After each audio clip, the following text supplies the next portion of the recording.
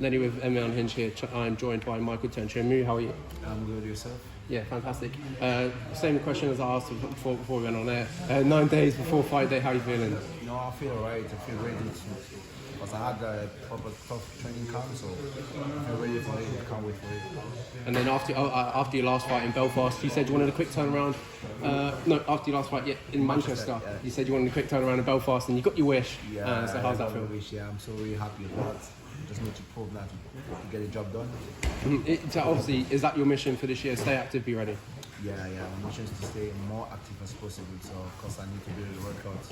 And then moving over to your fight on Cage Warriors 140 on June 25th. Your opponent, Glenn, Ivey, do you know much about him? What do you know about him? I know a little bit about his striking, which is not my level. His wrestling as well is not my level because I have a very good wrestling background. Russia symbol. So I think he's gonna get.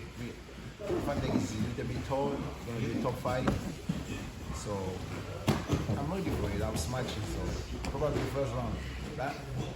Yeah, that's what you're going for straight away. I was going to ask you how do you see this fight going, but you can't answer that. You talked about your striking being better, your wrestling being better.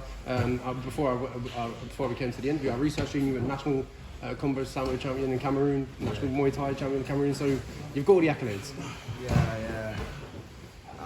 The fact is like more people know about my wrestling. I never show they know my striking, so I'm a striker, but they don't know my wrestling background. I never have the opportunity to show everybody I can wrestle as well.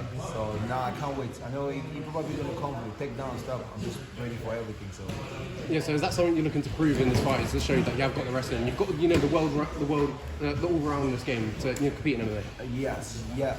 Basically, cause like I never had really opportunity to prove my wrestling. So, because I knew the guys a little bit the kind of takedown stuff, I can't wait for that. So sometimes I need opportunities to just give me the opportunity to show you I can wrestle and stuff. But most of the fights, they don't give me opportunity to rest. You always end up with the crunch and stuff. So this time I know he will try to come down, so I'm waiting for him.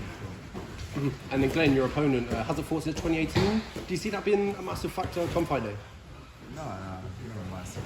To be honest, I don't care whether it's fun for me, because I've been doing this shit so long, so I started fighting when I was young. I came from a very tough place, so for me, just as normal open. It's not as tough, so it's not my level anymore. So anyway, I'm not as much quick as possible. Yeah, you talked about that tough place, and that was Cameroon. You're born and bred. What's the lifestyle? The culture difference between obviously Cameroon and England. The culture is very different. Like, especially where I came from, very tough. So I think we sorted our issue just with a punch.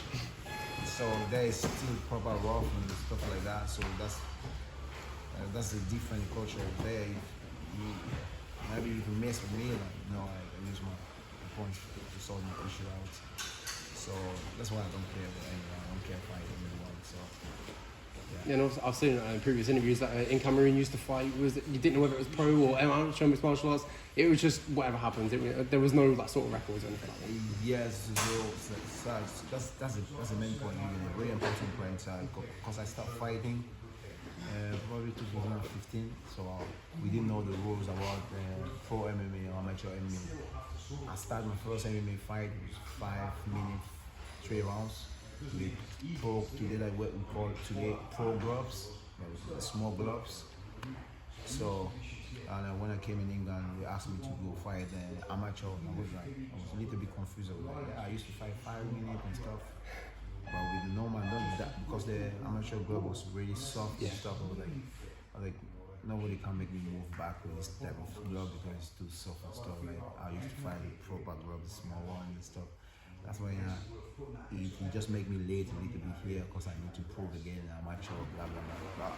Obviously, when I was doing my amateur fight here, I stopped everybody there. I think it was the second round.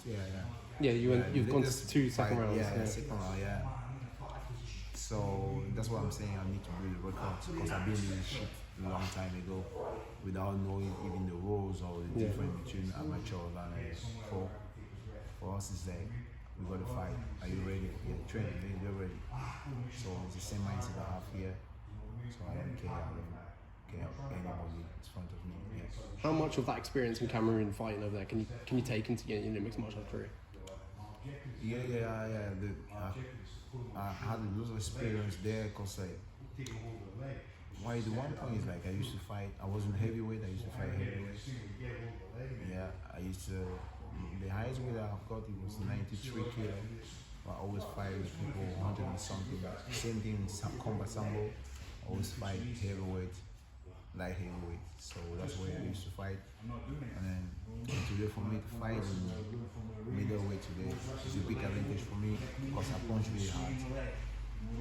It will be difficult to a normal middleweight to stay in front of my punch or to get one of my punches and stay down. Even if you stay up, you're gonna get sick maybe for 1 week.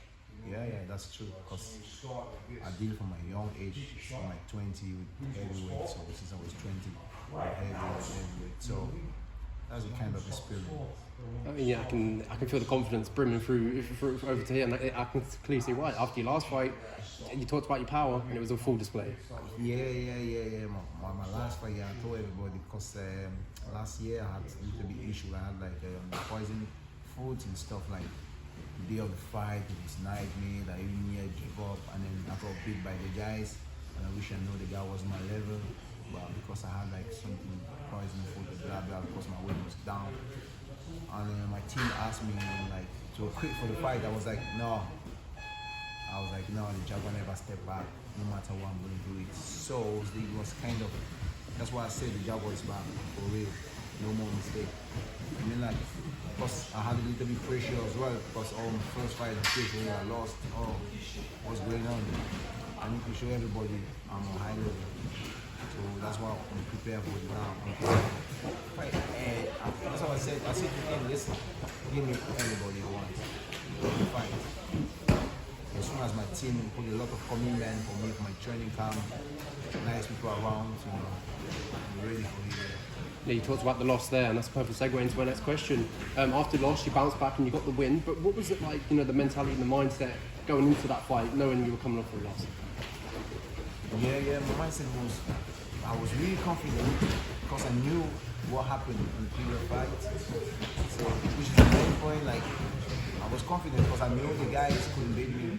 Even with rematch, he can't beat me, I'm going to destroy him. Because I had lots of healthy condition at the last minute, So that's why I was really confident, and I told him, listen, this guy can't stay first round, he can't pass the first round with me. And I asked him, listen, if I beat this guy in the first round, to give me a fight in Belfast. He said, come on then. I'm like, okay, don't worry, I will do it. And I've done the job. Even this one as well, I swear. You don't know what's gonna happen there, you're gonna deny the fight. And then I'm gonna fight in front of this crowd, so. Exactly, so that's a good question as well. So obviously you're going over to Northern Ireland, Belfast. He's from Northern Ireland. Do you like fighting in any territory, shall I call it? I love that shit. I love fighting people in front of their crowd because I've been in Russia twice. Russian guys in this country, I like that shit. Yeah. What is it about it? Do you like to silence the crowd a little bit? Yeah, it just makes me feel more exciting. You see what I mean? So because when I will start punching, I don't know how if the crowd is going to start crying or they're going to be happy. I know, because I know sometimes they like talk as well, so a lot of people will talk shit as well. So that's why I'm very excited with it. Like smash your face for the crowd, I don't care. So on June 25th, how do you silence that crowd then? I know you said first round, but how does it come? Yeah, like I said, man, if you make a little mistake like this, man, obviously, you're going to be the first one anyway. I'm going there for the first round, but if you go more than the first round, I'm probably the winner. Mm-hmm. And then obviously I want to talk about, in previous interviews, you openly talked about the UFC and how you want to get there.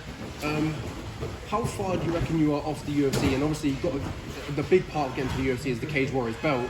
How far do you reckon you're realistically? How far do you reckon you're off the Cage Warriors belts and obviously eventually the UFC? Yeah, I just need. What I always say, I just need opportunity. I just need opportunity, and then I just need to, like, to be honest, I need to, like, little bit, like, kind of support to train like full time basically. Because I'm training full time. I'm not that far from the UFC. I still got, as you see, for me and myself, I say I need maybe two more fights and get there. Maybe try some dynamite content and show who I am there. It's kind of, so that's all I wish.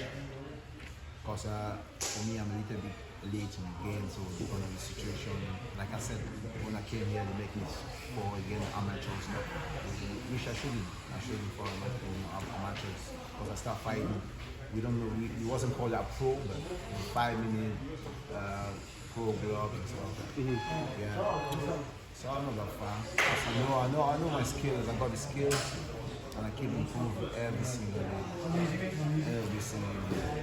I talked about how inspiring your story was. I'm sure, you've looked at him, and I want to talk about Francis Ngannou.